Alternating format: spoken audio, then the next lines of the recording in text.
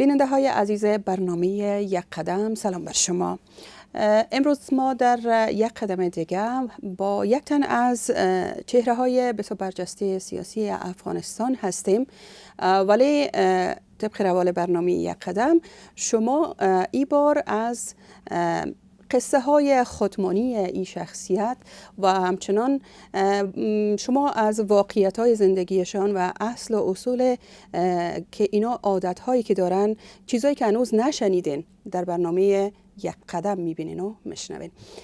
جناب رحمت الله نبیل، نام آشنایی که همه ما و شما میشناسیم. بسیار زیاد تشکر از اینکه به ما فرصت دادین که امروز بیاییم و با شما در این برنامه خودمانی صحبت های داشته باشیم. تشکر، بسیار زیاد خوش آمدین. و شما و همکارای عزیزتان و به شنونده‌های عزیزتان سلام تقدیم میکنم. صفا آوردین. ما حال بسیار خوشگوار وطنی امروز ما نشستی دارین. من خوش هستم. سلامت باشین. ما هم امروز یک احساس میکنم که در وطن هستم ولی واقعا در قریه هستم و این دیکور زیبا و سلیقه زیبا شما ما را وادار به این ساخت که در همین جا یک تصویر داشته باشیم. مطمئنا او افغانایی که در بیرون از افغانستان هستن تشنه دیدار اینما تا یک ماحول افغانی هستن. شما سلیقه بسیار زیبایی به خرج دادین. بیایم سر سوالا، ولی سوالا بسیار خودمانی است و میخواهیم که در مورد از این که شما از کدام سالهای خودتان در خدمت مردم قرار دادین؟ چقدر سال میشه از این که میفهمیم شما پوزیشن های مختلف را کار کردین و در کارهایتان هم همیشه موفق بودین، ولی که در بعض کارها انتقاد میشنوادم. خب معمول است که در هر کار همه کس رضا نمیشه. میشنویم از شما. تشکر. خب زندگی طفولیت و یار سرش زیاد بحث نمیکنم چون سوال شما بود. ما کار که عملا کار عملی را در خدمت مردم آغاز کردیم سالهای 1994 بود که من از انجینری فارغ شدم و زمانی بود که متاسفانه در کابل جنگای داخلی بود و برای کابلی های عزیز که فرار میکردن از جنگ و خشونت در کمپ سرشویی ننگرهار یک کمپ ساخته میشد، کمپ بجای شدای داخلی. من اولین مسئول از او کمپ بودم و اساس از او کمپ گذاشتیم و یک مدت در خدمت از اونا قرار داشتیم. بعدش هم البته در چارچوب سازمان ملل متحد، کمیشنری ملل سازمان ملل متحد برای مهاجرین. بعدش هم کابل آمدم. در کابل هم وقت متاسفانه جنگای داخلی بود. در وقت ما بیشتر با مردم ما نانوایی بود که آرد توزیع میشد، باز نان توزیع میشد، مفت توزیع میکردیم، یا فرزن برای شفاخانه ها در حالت جنگ مواد غذایی میرساندیم. خاطرات تلخ از زمان داریم. دمی گیردار بود که طالبا کابل گرفتن. در وقت ما در کابل بودم، در زمان طالبا هم در سازمان ملل متحد و با استفاده از امنیت نسبی که بود زمینه مساعد شد که به ولایت‌های مختلف مسافر داشته باشیم و برنامه‌های داشته باشیم. خاطرات زیاد از وقت هم داریم. 9/11 که واقع شد، من در ولسوالی عزری لوگر بودم و یک مجموعه از همکارای ما پیش از او تاریخ 6 سپتامبر مزار بودم، اینجا اختطاف شدیم و باز بالاخره در 9/11 در لوگر بودیم. باز تا مدت بعد از اینکه تحولات در افغانستان آمد هم تا 1-2 سال من در سازمان ملل متحد کار میکردم. همون وقت چون کادرای بسیار زیاد متاسفانه در افغانستان نمانده بود و اثر جنگا بیرون رفته بودن و کادرایی که تا حد منیجمنت جدید میفهمیدن یا در ملل متحد کار میکردن یا در انجوها، باز ما بود که از من تقاضا شد که به حکومت کار کنم. اولین کار رسمی حکومتی من از شورای امنیت ملی، دفتر شورای امنیت ملی شروع کردیم که وقت شورای امنیت یک ساختار نو بود برای افغانستان، چون در گذشته ما شما چنین نهاد را نداشتیم. در اونجا در یک مدت زیادی کار کردم. بعدش هم وقتی که تصمیم گرفته شد که امنیت رئیس جمهور وقت کرزی صاحب خود افغان ها بگیرن، باز از من تقاضا شد که یک ارگان اساسش بگذاریم که ریاست محافظت فیلی یا PPS. من تشویش زیاد داشتم چون مسلک ما انجینری بود و بعدش هم درست بود که از وضعیت افغانستان تجربه خوبی داشتیم. خب با یک اخلاص صداقت کار شروع کردیم. یک ارگان موفقی بود. تجارب مختلف در اونجا آموختیم. تقریبا 5-6 بار حملات نفوذی که بالای رئیس جمهوری چیز برنامه پلان بود رو مثلا خونسا کردیم. تحولاتی که باز در ریاست عمومی امنیت ملی آمد در اونجا وقتم از من تقاضا شد ما چون پشتیبانی سیاسی به نام حزب و به نام قوم و به نام این و آن متاسفانه در افغانستان بسیار تا با حال هم نقش خود داره. من تشویش من بود که ما از یک آدرس به نام از که میتونم یک کار رو پیش ببرم در چون یک ارگان مشکلات زیادی رو برای خود شد. اما من تجربه را که داشتیم معلومات را که از وطن داشتیم از حالاتش 2 دوره من در ریاست امنیت ملی کار کردم. دور اولم بر مدت زیاد سرپرست موندم باز از بلندترین رای از پارلمان افغانستان از جمع 228 وکیل حاضر 208 بودیم. خب بدون شک شرایط افغانستان موفقیت های خودم داشتیم، ناکامی های خودم داشتیم. بعدش هم در زمان حکومت وحدت ملی 1 سال کار کردم. به نام اختلاف نظری که با رئیس جمهوری رئیس حکومت وحدت ملی دکتر سید اشرف غنی پیدا کردم، استعفا دادم. بعد از استعفا من با هموطنایم ماندم. مدت 4 سال است با مردم ما دید و بازدیدهای مختلف داریم. در انتخابات کاندید کردم. با دلیل کاندید شدن من بود که یک کوله‌بار مشکلات نسل‌های مختلف من یک یتیم بچه با خود آوردیم و مشکلات چیزا میفهمیم. حداقل یک خط مستقل، یک فکر مستقل، یک صدای مستقل ما داشته باشیم که کامیاب میشیم نمیشیم حرف جدا و تایج رسیدیم و مردم ما رابطه خود داریم. من پیش از شما که زیاد منتظر ماندن معذرت میخواید. یک مجموعه از سفید آمده بودن همراه از اونا ملاقات داشتین. بسیار خوب. این که شما گفتین کامیاب شدن و نشدن فقط نشان دهنده از است که شما به کرسی آمدین یا نیامدین، ولی کامیابی اصلی ای است که شما مثلا پیش وجدان خود چقدر راحت هستین، مردم شما را چگونه میبینه. در اصل از نظر من فکر میکنم که اصل کامیابی اینجا است. همین خود شما قناعت میکنین کار کردین برای مردم و راضی ساختین مردم و یک گوشی از مشکلاتشون حداقل تونستین با اون که شما گفتین حمایت هم نداشتین مثل سایرین. به نظرم دستاورد بزرگ است. از لحظه که ما شما صحبت میکنیم یک سره شما از کارتان گفتین و این ماندار است که فوق العاده شما را مصروف ساخته. به این بپرسم که با همین مصروفیت هایی که شما داشتین معلوم دار است که فامیل دار هستین، حتما فرزندایی دارین، بر از اینا چه وقت رسیدین؟ خب متاسفانه ما در این بخش بسیار موفق نبودیم. با اولادایم زیاد رسیدگی کرده نتونستیم چون شرایط متاسفانه افغانستان بود. در جنگایی که در کابل بود مشکل بود با فامیل یک جای بودن. فامیل ما زیاد مدت در قریه روان کرده بودیم، یک مدتی هم در پاکستان بودن. بعدش هم اونا که من در جلال‌آباد وظیفه داشتم در کمپای سرشایی و بعدش هم در وظایف امنیتی که شد می خودش ریاست محافظت رئیس جمهور در شرایط افغانستان یک کار بسیار شاقه و پر از استرس و فشار است.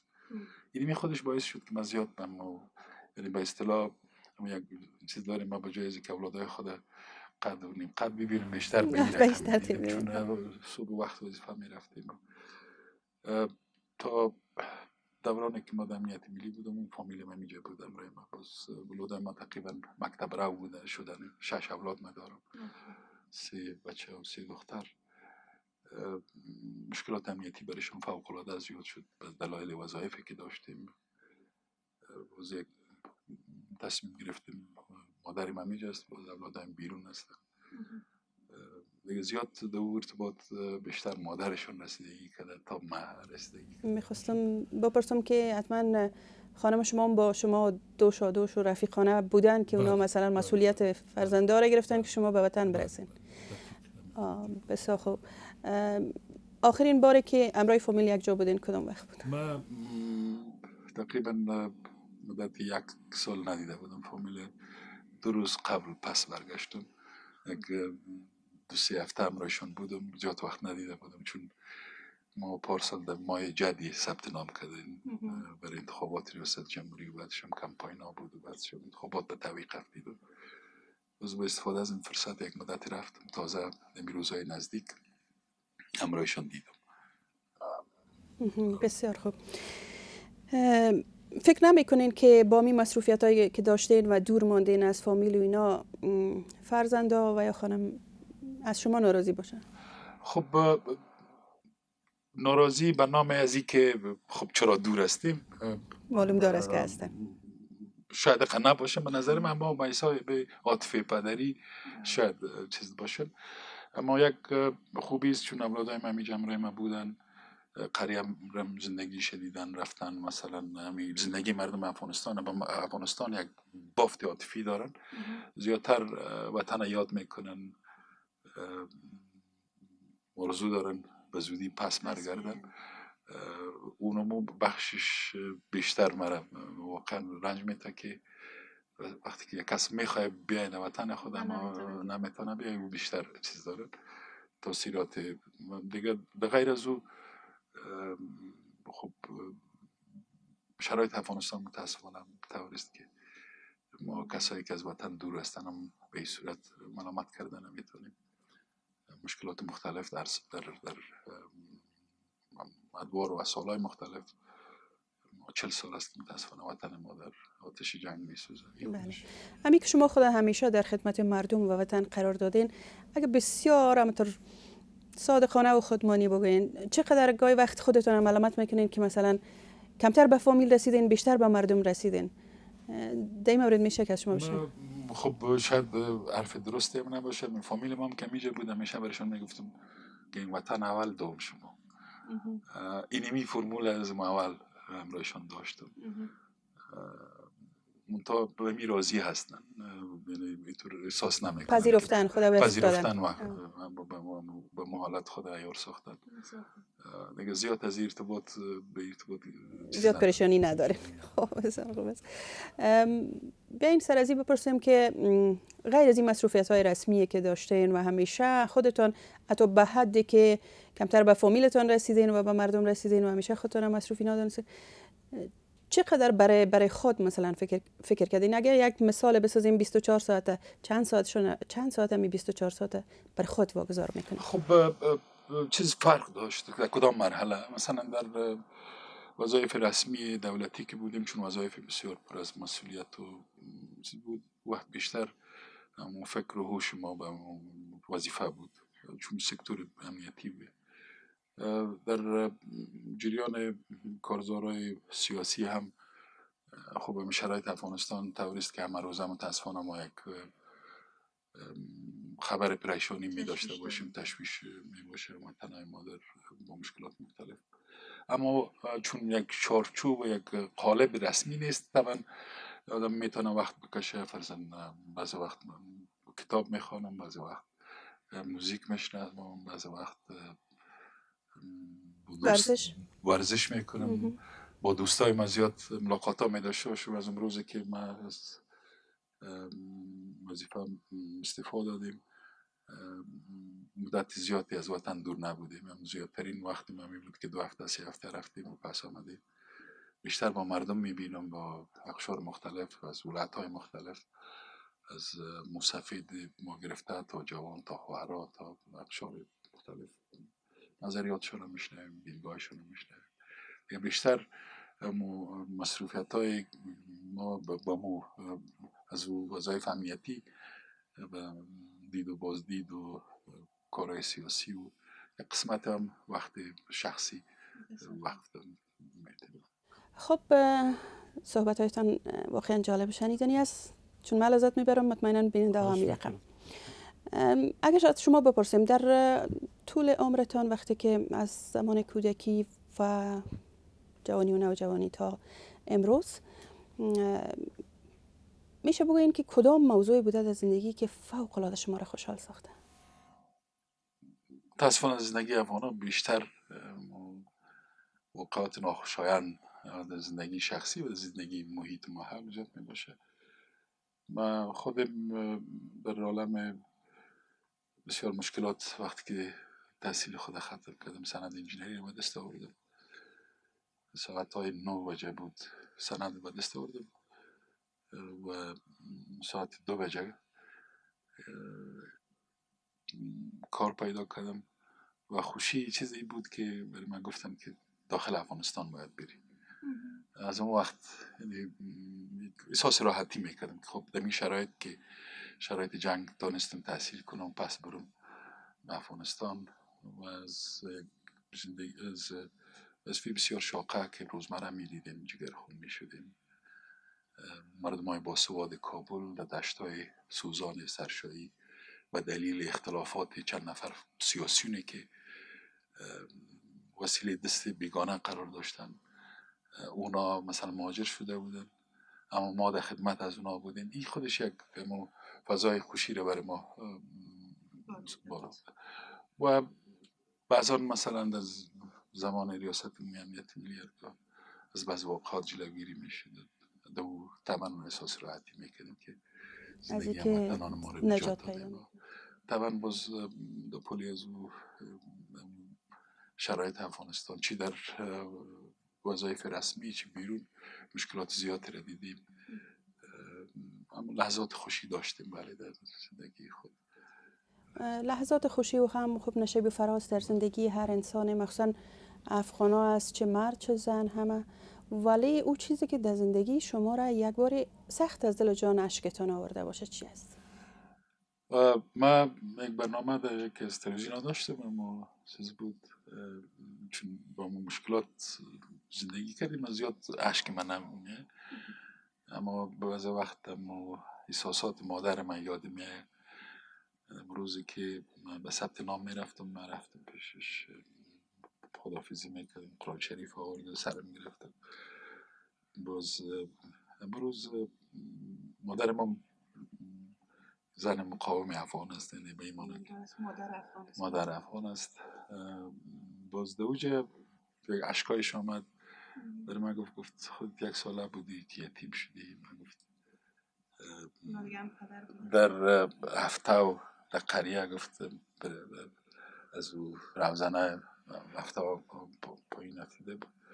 دوجه گفت پولی ششته بودم و به حساب دست و پای میزدی. گفت من وقت که خود اشکایم آمد که خب چه قسم کلان کنم. گفتم روز خوشی برای من است که میری و نامزی که میخوای برای وطنت خدمت کنی. من امروز بعد از بسیار سالا اشکیم آمد، یعنی اشکی از این احساس عاطفی و این اشک تنها برای مادر من بود. و هزارها میلیون ها مادر متاسفانه 40 سال با همین مشکلات رو برش دارن، با امید سر اولاد خود سر مرگذاری میکنن، زندگی خود برش وقف کردن، اما میبینیم که اولادش بسیار آسانی از دستشان میره. این خودش یک آدم هم متاثر میسازه و در پولیش عاطفی تعهد آدم بیشتر میسازه برای خدمت. بله واقعا. امی اردو حالت خوشی و غم در زندگی تقریبا برای افغانا مشابه است. چون تمام افغانا از سالیان متمادی همه در یک کشتی روان هستند، همه از آنشان از دست دادن، دست آورد کم ولی از دست دادن فراوان بوده. امید میکنیم همه ما شما بازم با توانایی مثل که شما بار بار مقاومت کردین و عقب نرفتین و به توانمندی خود باور داشتین و دارین. مطمئنم که موفق هستین. خواهش میکنم. خب ما در مجموع افغان ها با سیاسیون افغانستان وقت خود موفق احساس خود کردن که وطن از این بحران ها بیرون کنن.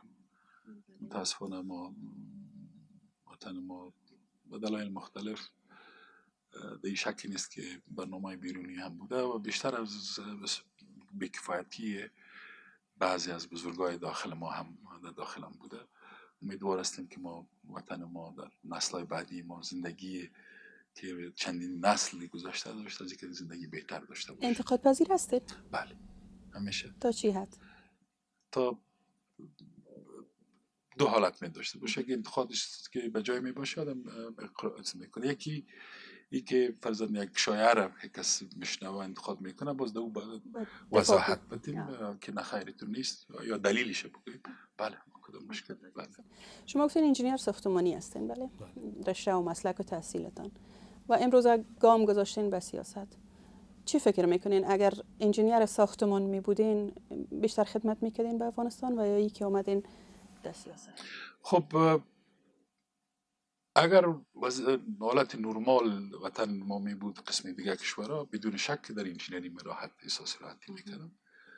اما چون هم شرایط طوری بود که ما یعنی هیچ کس نتانستم مسلک خود بهتر پیش ببره.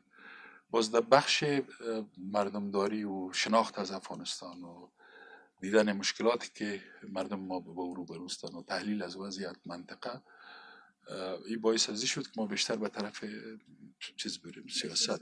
دلیلش این بود که هم مشکلاتی که افغانستان در گوشه و کنارش با او روبروست شناخت داشتیم یا آگاهی داشتیم، هم در استخبارات که رفتیم دیدیم فهمیدیم که کی هاست که ما را وسیله مشکلات قرار میده. به او خاطر یک حساب مخلوطی از این مشکلات که بیرونی را که میبینیم و در داخل چیزی بود و دستای بیرونی را وقتی که سیاست منطقه را در قبال افغانستان دیدگاه امنیتی که بر افغانستان داشتن ما گفتیم اگر ما بتانیم میره دفع کنیم به او خاطر ما به طرف سیاست از خاطر که یک تحلیل بهتر از وضعیت داخل افغانستان منطقه داشتیم پا گذاشتیم و تلاش میکنیم که یک دستاوردی برای وطن داشته باشیم. خب حتما توانایی خود در وجودتان دیدین که این سوال بود که تعداد زیادی از مردم دارن چرا کسایی که در مسلک تحصیل میکنن با امور رشته نمیخواین که خدمت بکنن؟ به سیاست باز یک چیز است. در افغانستان هم تمام سیاسی مرکبی میتونه نبوده که مثلا حتما باید سیاست خوانده باشه. بله بله. مهم همیست که چگونه تا چه اندازه ما مشکلات وطن خود میدانیم و بر از او راه حل پیدا کرده میتونیم. ما یک دیدگاهی که ما داشتیم است که به میخط دوام میتونیم. جنگ افغانستان جنگ استخباراتی است، جنگ نیابتی است، بیشتر به مسائل نظامی راه حل ما برش پیدا کرده نمیتونیم. بهتر است که ما یک راه متفاوتی که 40 سال به او راه رفتیم نتیجه نگرفتیم ما بتونیم یک راه متفاوت راه حل متفاوت پیدا کنیم. به مو دلیل ما خواستیم که در مسائل سیاسی فعال شدیم. گاهی ناگزیر شدین دروغ بگوین؟ دروغ‌های مصلحت آمیز بله بعضی وقت جور میشه به خاطر که نظاره مثلا آدم بتونه. باز وقت همی دروغ گفتین احساس کردین که چرا من اینجا گفتم؟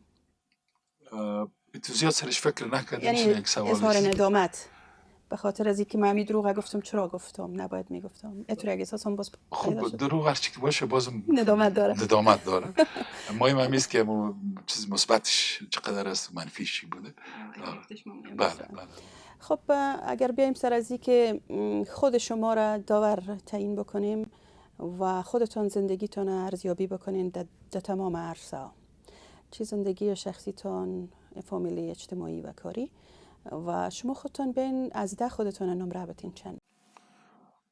خب بازم تو از بسیاری وقت متاسفانه چیزی که در فکر و ذهن و اصطلاح چیز در قلب آدم میباشه نمیتونه آدم تطبیق کنه. او باعث از این میشه که آدم برنامه‌ای که می‌داشته باشه و من میتونم که در مجموع از 10 از 7 تا 8.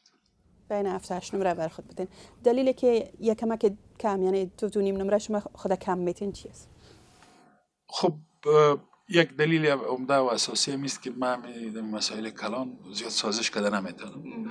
در وقتی که ما استاد شدیم شعار این چیز بود که اکثریت وطن دوست باید صف خود از اقلیت خائن جدا بسازه.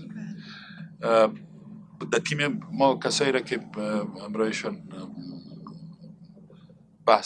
وارد بحث شدیم یمی بود که دستشان به خون مردم آغشته نباشه، در فساد دخیل نباشه، تعصب نبگویند شرایط افغانستان و یک ویژن، یک دیدگاه نو داشته باشند. طبعا این یک چیز بسیار کلان است، برای تلاش زیاد کار داره، کار فکری زیاد کار داره. به او خاطر ما پیام خود قسمی که باید برای مردم ما رسانده میشد رسانده نتوانستیم و این یک چیز خود میده. در یک کلمه اگر بگوین از چی متنفر هستید؟ خیانت به وطن به هر عنوانی که باشه. یک جان سپاس از شما. تشکر. واقعا لحظات خوشی داشتیم.